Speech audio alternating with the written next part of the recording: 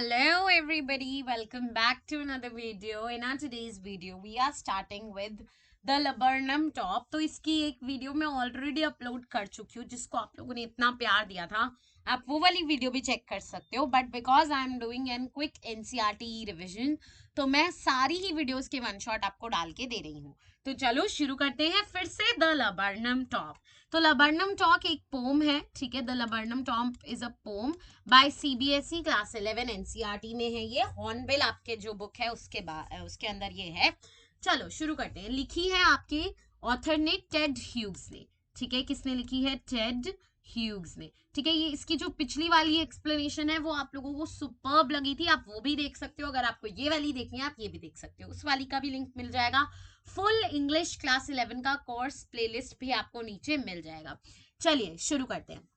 सबसे पहले the laburnum top is silent quite still, ठीक है. The laburnum top is silent quite still in the afternoon yellow September sunlight, a few leaves yellowing, all its seeds fallen. Now basically what is laburnum? Laburnum is a laburnum is a tree which has poisonous seeds. It's a yellow short tree which has very poisonous seeds. Okay everybody, so it has poisonous seeds but it's a very pretty short tree.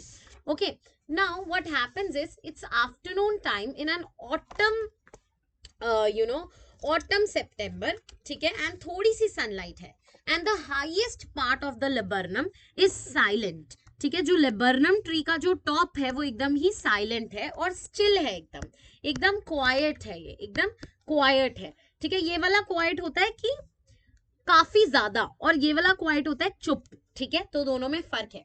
तो laburnum top जो है वो एकदम silent है और एकदम still है, उसपे कोई भी मूवमेंट हमें नहीं दिख रहा है, एकदम वो काम हो रखा है, ठीक है. तो हाईएस्ट पॉइंट जो है laburnum ट्री का दैट इज वेरी वेरी शांत and sober.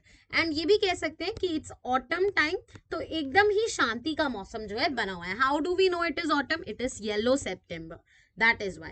A few leaves yellowing, all its seeds fallen. Now a few of leaves are turning yellow but all its seeds have fallen, ठीक है.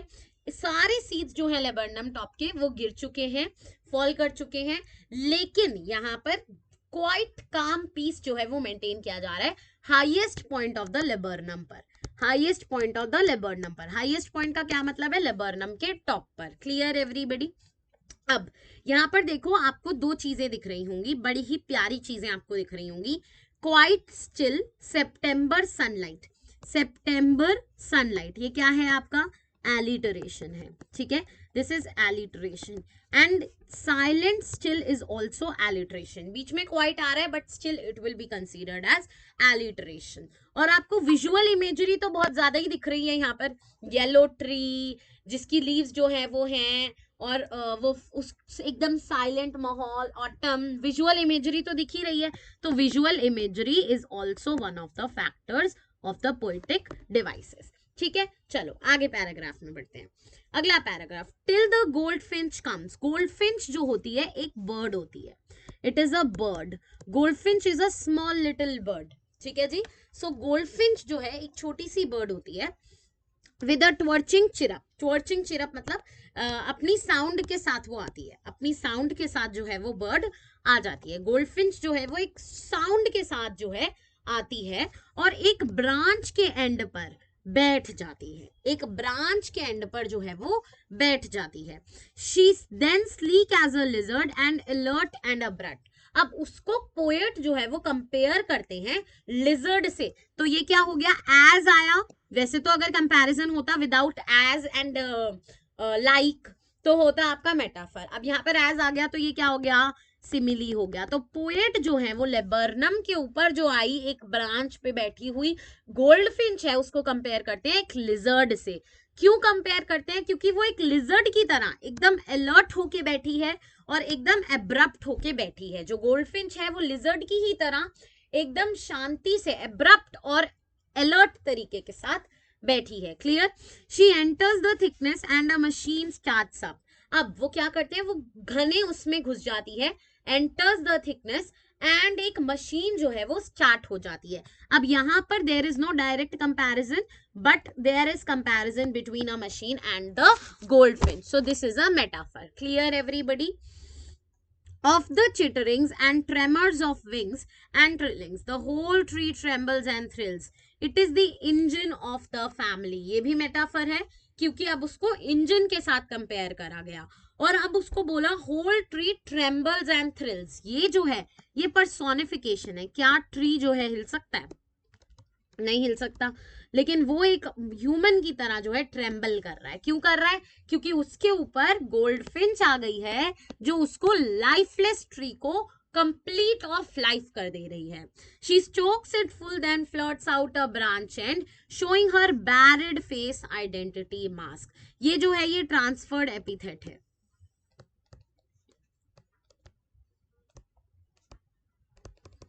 This is transferred epithet. ठीक है. Then with eerie delicate whistle chirrup whisperings, she launches away towards the infinite. Infinite means sky, all right? The laburnum subsides to empty. Again the laburnum is silenced. अब मैं आपको समझाती हूँ the second paragraph. ठीक है. एक overview मैंने आपको second paragraph का दे दिया. अब ध्यान से समझो. यहाँ पर second paragraph में होता क्या है? एक सडनली एक गोल्डफिंच आ जाती है and comes at a branch and. वो कहाँ बैठ जाती है? एक ब्रांच के एंड पे. चिरप करती हुई, चिरपिंग साउंड्स के साथ वो साइलेंस को ब्रेक कर देती है. फर्स्ट पैराग्राफ में जो ट्री था वो एकदम लाइफलेस था, एकदम साइलेंट था. अब जैसे ही गोल्डफिंच आई उसने जो ट्री को है फुल ऑफ लाइफ कर दिया और उसकी जो साइलेंस है उसको ब्रेक कर दिया through it's sound. Then the tree is filled up with a series of short, quick, high-pitched chattering sounds, है ना. और जो गोल्डफिंच है वो क्वाइट है, एकदम watchfully smoothly like a lizard. She suddenly enters the middle part of the shaking movement of wings and repeated short sounds. अब ये जो है एकदम से क्या करती है? एक shaking part of the wigs में, ट्विग्स में घुस जाती है और अपने विंग्स को फड़फड़ाती है और जल्दी से पूरे ट्री को हिला देती है. ठीक है. It seem as if whole machine has started working. और ऐसा लगता है पूरा ही जो गोल्डफिंच है वो हिलने लग गया है. पूरा ही जो ट्री है गोल्डफिंच की वजह से एक इंजन की तरह वो हिलने लग गया. जैसे इंजन स्टार्ट हो जाता है, हिलता है ना, वैसे ही. The whole tree shakes slightly and feels excited. ऐसा लग रहा है पूरा ट्री एक्साइटेड हो चुका है. Perhaps the goldfinch has made her nest there and she feels the young one. The engine of her family responds to her call and after stroking it she moves out in a short time and goes to the branch end where her face remains partly visible. यानी अब थोड़ा सा ही उसको जो part है author को वो दिख रहा है. The bars of her face serve as the mask of her identity. जो bars हैं उसके फेस पर वो दिखा रहे हैं कि भैया ये गोल्डफिंच ही है. Then with the mysterious and frightening light pleasant sound, थोड़ी सी ही चिरप के साथ, एकदम प्लेजेंट चिरप के साथ वो है वहां से चली जाती है और वो स्काई की तरफ चली जाती है. Once she rises towards the god's abode, the laburnum becomes calmer or quieter and it seems to be empty. फिर से जो laburnum है वो एकदम ही empty हो गया है. Clear everybody? Have I made this poem very very clear to you all? Okay, for sure. Starlet means sudden surprise. एकदम से आ जाती है. ठीक है. एकदम suddenly आती है. ठीक है. Starlet. ठीक है. Chittering means your voice of the the voice of the voice of the birds. Okay. And airy means airy नहीं पता होता बच्चों को. Frightening. Okay. Airy means frightening and mysterious and frightening. Clear? Are we all done? So laburnum is a what is laburnum? A short tree with hanging branches, yellow flowers and poisonous seeds. And what is goldfinch? It is a small singing bird with yellow feathers. Okay. Are we done with the laburnum top? All right. सो ये तो था laburnum top का part 2। मैंने part 1 में भी explain किया, उस पर आपने बहुत सारे व्यूज दिए थे, आप वो जाके भी देख सकते हो। Thank you so much for watching. Link description में है, पूरा कोर्स इंग्लिश का देख सकते हैं आप, क्लास 11 का। Bye bye, take